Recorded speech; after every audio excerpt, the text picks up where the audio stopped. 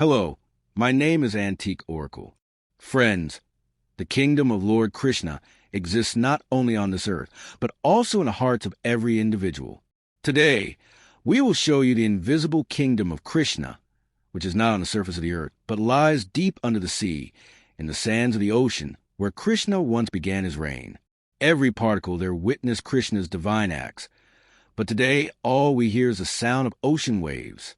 Dwarka, located at the confluence of the Gombe River and the Arabian Sea, is a land that connects history and faith. It is still considered a sacred land for pilgrims. As we move towards the Submerged district in Gujarat, which spans over 6,500 square kilometers on the western coast of India, we can see a flag symbolizing Sanatana Dharma rising high into the sky. It conveys that from here begins a path to Moksha, the holy land of Hinduism, and the kingdom of Dwarkadish. Lord Krishna established the city of Dwarka on a small island. It became a bustling and prosperous city, surrounded by high walls, and could only be accessed by ship.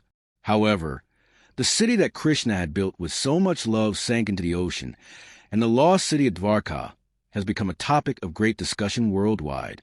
But the question remains, how did it sink? Dwarka is one of the 7 holy pilgrimage sites in India. It holds not only religious, but also archaeological significance.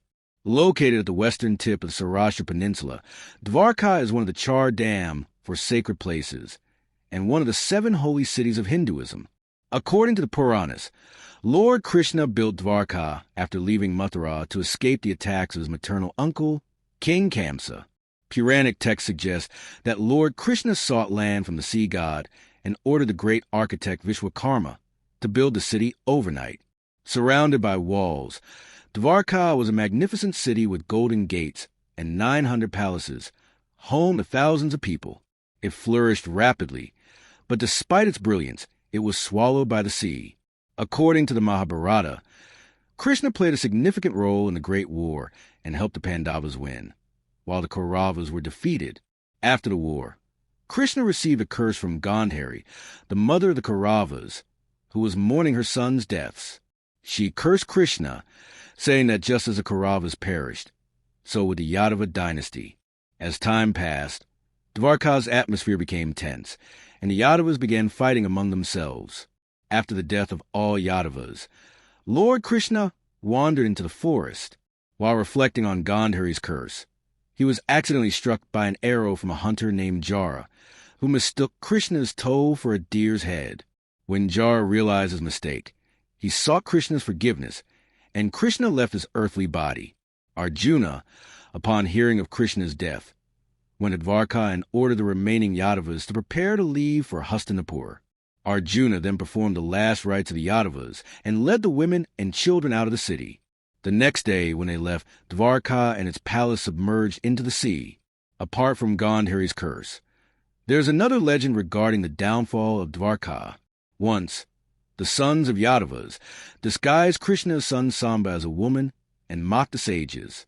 In response, the sages cursed Samba, declaring that from his womb would be born a terrible creature, and that this creature would lead to the destruction of the entire Yadava clan. The destruction of Dwarka is said to have occurred on the same day that Krishna left for the spiritual world. As per Mahabharata, when Krishna ascended to heaven, Dwarka sank beneath the waves. This marked the beginning of the Kali Yuga. According to some theories, the city was submerged due to a natural disaster, while others suggest that the rising sea levels caused it to vanish. The submerged city of Dwarka has been a subject of archaeological exploration. The first discovery was made by Indian Air Force pilots flying over the sea. In 1970, a reference to Dwarka was found in the gazetteer Jamnagar. Before this, people believed that Dwarka was a fictional city with no historical evidence. However, the discovery of a copper plate from the 6th century in the town of Bhavnagar mentioned that Krishna once lived in Dwarka, lending credibility to the existence of the city. In 1979, archaeologist Dr. S.R. Rao and his team began excavating the seabed near the current Dwarkadish temple.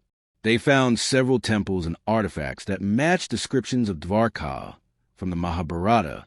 Among the findings was a 560-meter-long wall, resembling the Dwarka described in ancient texts. Other artifacts, such as pottery, were dated to be around 2,000 to 3,000 years old, confirming that the city of Dwarka was not a myth. The submerged remains of Dwarka were found 5,000 feet underwater. Archaeologists have also discovered 30 of the 50 columns mentioned in the ancient texts and artifacts dating back to 1528 to 3000 BCE. These discoveries confirm that Dwarka was a real, thriving city.